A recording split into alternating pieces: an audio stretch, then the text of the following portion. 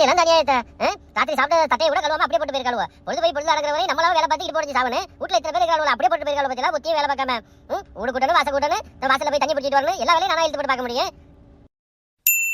இந்த ஆரம்பிச்சிருச்சுல 6 மணிக்கு ஆபீஸ்க்கு போறவளாட்ட வரது எந்திரிச்சு அலாரம் வச்சு எந்திரிச்சு வருவாங்களோ. ஆபீஸ்க்கு போறவங்கள லேட்டா போறானுவ. முன்னாடி எல்லாம் வந்து சாலத்தை சொல்லிட்டு வந்து ஏதாவது இருந்தா போடுற சீட்டை வேண்டி கேட்பாளுவ. இப்போ என்னன்னாக்க சொந்தக்காரவளாட்ட உரிமையா வந்து பெல் அடிக்குதுவ. அப்படியே ஒண்ணு இல்ல சில்லற இல்ல பக்கத்தோட பாருங்க அப்புறம் வாங்கிட்டு சொன்னோம்னாக்க நான் நம்பர் தரேன் எனக்கு ஜிபே அனுப்பி கொடுங்க எவ்வளவு திபுரா கேக்குதுவ. எதுக்கு வாசகதவை விதி எப்படி திறந்து போட்டு வச்சிருக்கிறா? சாப்பிடுற ஜனங்கள் வந்துகிட்டு இருக்குல்ல, இங்க அடுப்பாங்கரையில் நின்று புலம்பிக்கிட்டு நிக்கிறா. அப்ப பெல் அடிச்சு நிக்கிறா. அப்ப வாசகதவை திறந்தாக்க வந்து தொலை வேண்டியதானே. அதுக்கு பெல் அடிச்சு நிக்கிறியா? வெளியில போன ஆம்பளை வீட்டுக்குள்ள வரேன்டாக்க பெல் அடிச்சுக்கு தானே வரேன்னு. இந்த நாகரிகம் கூட உனக்கு தெரியாதா? இதுக்கு பெல் அடிச்சதுக்கு கோவப்படுறா? இந்த பெல் அடிச்சு வரதுக்கு சலாம் சொல்லிட்டு வர வேண்டியதானே. உங்களுக்கு தான் ஒரு தீனி இல்ல சலாமும் இல்லையா? இப்படி ஒரு அளவு தெரியாம எல்லாம் வந்திருக்கிறியா? நான் சலாம் சொல்லிட்டு வந்தேன்டாக்கா கை வேலையா இருக்குது பக்கத்து விட பாருக்குன்னு முசாபரை சொல்றாப்புல சொல்லுவா. சொல்றது நான் தான் தெரியும் உனக்கு. அப்படி இருந்து முசாபரையாவது மெதுவா தான் திட்டுவா. என்னன்னு தெரிஞ்சாக்க நீ வந்து முசாபரை விட மோசமாவும் திட்டுவா. ஏதோ சாதிக்க போறவங்க காலையில வேலை மெஞ்சி ஓடுனீங்களா? என்ன போய் சாதிச்சிட்டு வந்தியா? இப்போ என்ன வேணும் உங்களுக்கு? எங்க தொலைஞ்சு போனியா காலகட்டலையே? இன்னைக்கு நமக்கு கல்யாண நாள். நீ வீட்டுல கிடந்து ஏதோ கஷ்டப்பட்டுட்டு சமைக்காத. இதே சமைக்க வேணாமா? ஏன் அப்ப காத்தையா குடிச்சிட்டு கிடக்க போறியா? சொல்றத காதை கொடுத்துதான் முழுசா கேட்கலாம். வெளியில போய் சாப்பிடலாம்னு சொன்னேன். 5000 ரூபாய்க்கு மேல கரண்ட் பில் வந்திருக்குது. மாசம் முடிஞ்சு போயிடுச்சு. பால் காரனுக்கு 1500 பணம் கொடுக்கணும்.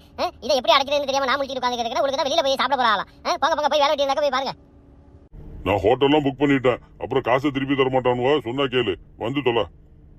இதே ஹோட்டல் புக் பண்ணிக்கலாம். ஏன் நம்ம என்ன கல்யாணம் முடிஞ்சு இப்பதான் வந்து முதல் வருஷம் ஆகுதா? கல்யாணம் பண்ணி 40 வருஷம் ஆயிருச்சு. இதை சின்ன பிள்ளையாட்டம் வந்து கல்யாண நாள் கொண்டாடுறீங்க. சரி போய் தொலைங்க வரேன். எப்படி இருக்கு ஹோட்டல் பாத்தியா? ஹோட்டல் நல்லா தான் இருக்குது. இதை புக் பண்ணிருக்கீங்களா? இதுக்கு பணம் கட்டுறதுக்கு உங்களுக்கு ஏது காசு? அது அப்புறமெல்லாம் சொல்றேன். முதல்ல இங்க வந்து இந்த கண்ணாடியில எட்டி பாரு. கடல்லாம் எவ்வளவு அழகா தெரியுதுன்ட்டு. கடலை பாக்குறதெல்லாம் இருக்கட்டும். நான் கேட்டதுக்கு பதில் சொல்லுங்க. உங்களுக்கு ஏது காசு? நீ ரொம்ப நாளா புலம்பிக்கிட்டு இருந்தீல்ல மோதிரம் வந்து பத்தாம போயிருச்சு அப்படின்ட்டு. அதுதான் வந்து ஒரு மன உறுத்தலாவே இருந்துச்சு. புதுசா நம்மளால போய் வாங்கவும் முடியாது. அப்புறம் கல்யாண நாள் வேற வருது. அதனால வந்து அந்த மோதிரத்தை கொண்டு போய் வித்துவிட்டு தான் இந்த ரூமை புக் பண்ணிருக்கிறான். அல்லாத என் மோதிரத்தை வித்தியா? மோதிரத்தை வித்துட்டு அந்த ரூமை புக் பண்ணி வச்சிருக்கியா? இப்படி நமக்கு ஒரு கல்யாண நாள் தேவையா? ஒழுங்கு மரியாதை இப்ப வந்து மோதிரத்தை வாங்கிட்டு வரணும். இல்லன்னாக்கா நான் அந்த ஜன்னல் வழியில குளிச்சு செத்து போயிருவேன் பாத்துக்கங்க. ஹலோ ரிசப்ஷனா? ரிசப்ஷனுக்கு போன் பண்ணிக்கிட்டு இது ரிசப்ஷன் கேட்டா என்ன அர்த்தம்? ஆமா ரிசப்ஷன் தான் சொல்லுங்க. நான் ரூம் நம்பர் 107 இருந்து பேசுறேன். எனக்கு என் முண்டாட்டிக்கு சண்டை. என் முண்டாட்டி வந்து ஜன்னல்ல குளிச்சு சாவ போறேன்னு சொல்றா. அது உங்க குடும்ப பிரச்சனை. அதுக்கு நாங்களாம் ஒண்ணும் பண்ண முடியாது. அட லூசு பேல நீ ஒண்ணு செய்ய வேணாடா. இந்த ஜன்னலை திறக்க முடியல. ஜன்னலை திறக்கிறதுக்கு ஒரு ஆள் அனுப்பு சீக்கிரம்.